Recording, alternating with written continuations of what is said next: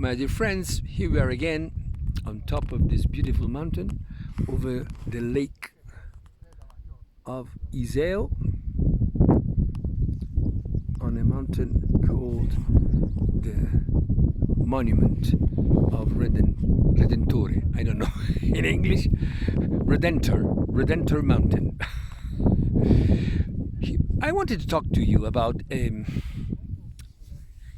example that came in my mind, the similarity between our relationship with the Never Lost system, the GPS system that guides us when we're along the streets or walking in the mountains or biking, and our situations in our lives. The first thing that we have to understand that when we are in an unknown territory, we tend to be more obedient to the voice of the GPS, of the Never Lost, because it tells us, maps or whatever it is, it tells us turn right, turn left. It gives us some directions and orders, and we are more inclined to obey when we don't know the land, when we don't know the territory. When we know the territory, we tend to obey less, and many times we disobey and willingly, and we say, no, I don't obey, I don't take this turn, I go straight because I know this area, and there's a better way in another direction. So this is the first thought that came to my mind. When we are in a known territory, we are more inclined to obey. Obey who? Obey to whom?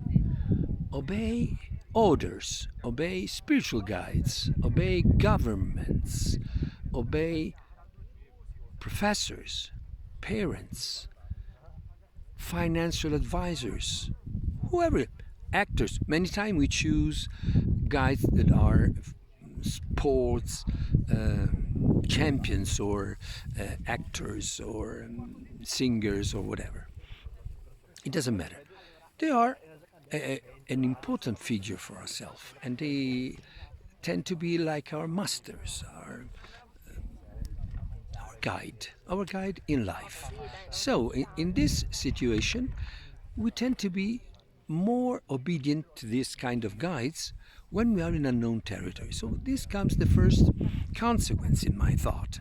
We have to be much more careful when we are in an unknown territory, because in that situation we will be more inclined to obey to these spiritual guides, and so we can make great mistakes, because not always these guides speak the truth.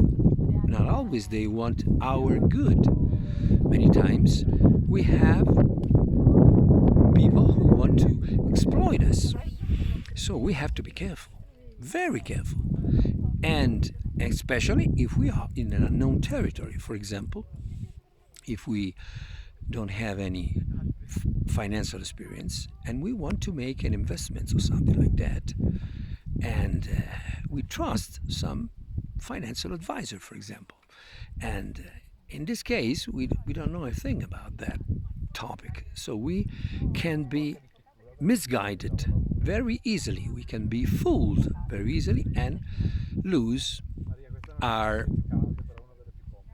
money, our investment. So we have to be especially careful when we are in an unknown territory. And so what can we do to avoid mistakes? First, when we are entering in an unknown territory, let's try to know the territory a little bit more, because we decrease the amount of trust that we put in our advisors, whoever they are. And even if we have gained a little bit of knowledge in advance of that unknown territory, we should be extra careful, because there can be, we know that there are a lot of mistakes, a lot of error, a lot of people who want to exploit us in this world.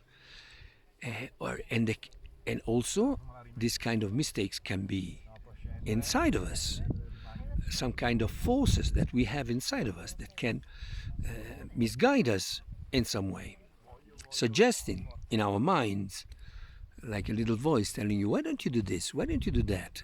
And it's a mistake. And so we have to be extra careful. We can be a little voice coming from outside, as we said before. It can be a force from everywhere. It doesn't matter where it comes from. It matters if this suggestion, that's the question we should ask ourselves any time, every time. The suggestion is for my good, is to improve my situation or not. That's the main question. We should always ask ourselves this when we are following someone else. So I tell you goodbye and have a nice day like this one, with this clear blue sky and these mountains. So long.